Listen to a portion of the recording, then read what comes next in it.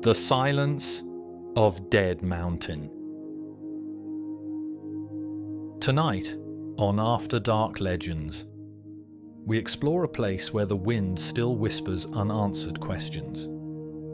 This is the silence of Dead Mountain. February 1959. Deep in the frozen wilderness of the northern Ural Mountains, 9 experienced hikers embarked on a winter expedition that will become one of the 20th century's most perplexing mysteries. Their destination was a remote peak called Kholat Syakhl. In the language of the indigenous Mansi people, it means one thing: Dead Mountain. Leading the group was 23-year-old engineering student Igor Dyatlov. Their team was not reckless. They were certified for the highest level of winter trekking. Skilled, disciplined, and prepared. They understood the risks: sub-zero temperatures, brutal winds, whiteout conditions. But preparation doesn't guarantee survival. And on February 1st, something changed. The last camp. 10 hikers began the journey, but one turned back early due to illness, likely saving his life. The remaining 9 pushed forward across vast, empty snowfields. That night, they set up camp on an exposed slope of Dead Mountain. It was not an ideal location. The wind hammered the ridge. The temperature dropped to -30 degrees Celsius. Yet their journals showed no fear. They joked, took photos, and sang. Nothing indicated what was to come. Then, silence. When they failed to return on schedule, search teams were sent out. Weeks later, rescuers found their tent. What they saw made no sense. The tent. The tent was partly buried beneath snow, but not destroyed by a massive avalanche.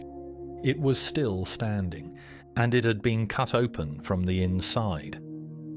Instead of using the entrance, the hikers had slashed their way out. Inside were their boots, heavy coats, supplies, even untouched food. They had left without proper clothing. Footprints led away from the tent, descending nearly a mile into the forest. The tracks told a chilling story, some barefoot, some in socks, one with a single shoe. They weren't running, they were walking into the darkness. The forest. At the forest edge, beneath a tall cedar, the first 2 bodies were found. Barefoot, lightly clothed, with a small fire nearby. Branches high in the tree were broken, possibly someone trying to climb up or look back toward the camp. 3 more bodies were found closer to the tent, frozen mid-stride, attempting to return. Whatever forced them out had not followed. Or perhaps it didn't need to. The ravine. Months later, once the snow melted, the remaining 4 hikers were discovered in a ravine beneath meters of snow. Their injuries were deeply disturbing. 1 had a fractured skull, 2 had crushed ribs, injuries comparable to a car crash. Yet with almost no external wounds, no signs of struggle. 1 young woman was missing her tongue, others missing their eyes. Investigators suggested scavenging animals could explain the missing tissues. But the internal trauma, without external damage, raised more questions. Another unsettling detail was found: traces of radiation on some clothing. Not deadly levels, but enough to complicate the story. The official explanation. The Soviet investigation concluded the hikers died due to an unknown compelling force. The case was closed. For decades, speculation filled the silence. Avalanche, secret military tests, experimental weapons, infrasound-induced panic, or even non-human movement. In 2019, Russian authorities reopened the case. Their conclusion: a rare slab avalanche likely struck the tent. Fearing burial, they cut their way out and fled into the forest. Disoriented by darkness and cold, they succumbed to hypothermia. The injuries, they said, matched avalanche compression or a fall into a snow-filled ravine. On paper, it makes sense, but doubts remain. The slope was relatively shallow. No obvious signs of a large avalanche. And why walk so far away instead of returning once the danger was over? The mystery endures. A human tragedy. Modern research suggests a tragic sequence of events. A minor snowslide may have weakened the tent. Fear of a larger collapse prompted a quick evacuation. In -30 degrees Celsius with inadequate gear, survival is brief. Hypothermia causes confusion, irrational decisions, and sometimes paradoxical undressing, where victims remove clothing because they feel warm. The group may have split to build a fire or to retrieve supplies. The final four might have sought shelter in the ravine, where unstable snow later caused fatal injuries.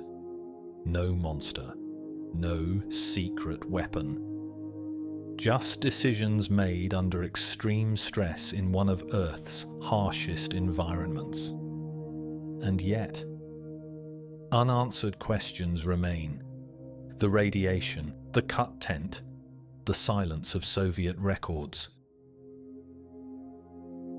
Why it still haunts us.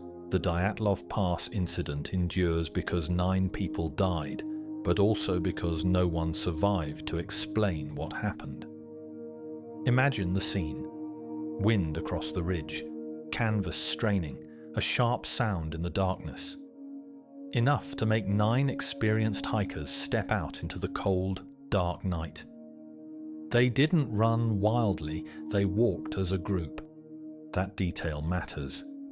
Fear may have driven them, but they faced it together. And then, the mountain did what mountains do, remained unmoved and unchanged. The pass was later named in honor of Igor Dyatlov, and a memorial stands there. The wind still blows across the slope, just as it did in 1959. Cold, silent, indifferent.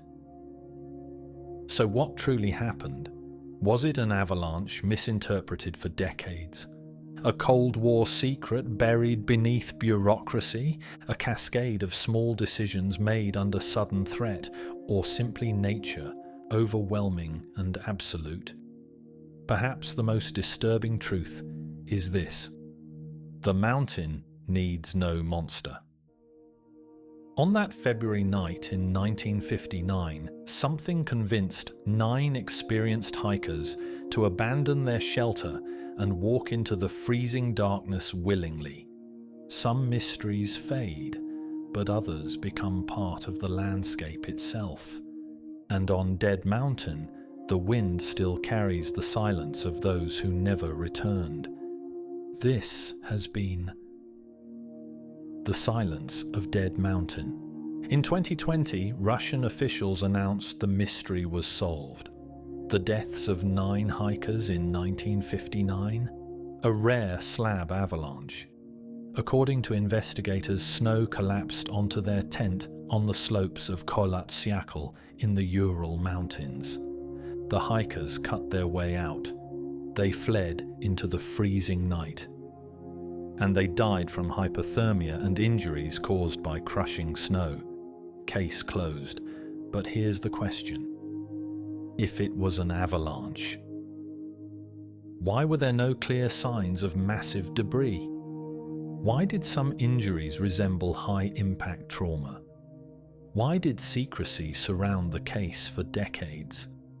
The tragedy, known as the Dyatlov Pass incident, is officially explained. But for many, it doesn't feel finished, because sometimes a case can be solved on paper and still echo with doubt. So was it really solved? Or did the mountain simply keep the rest?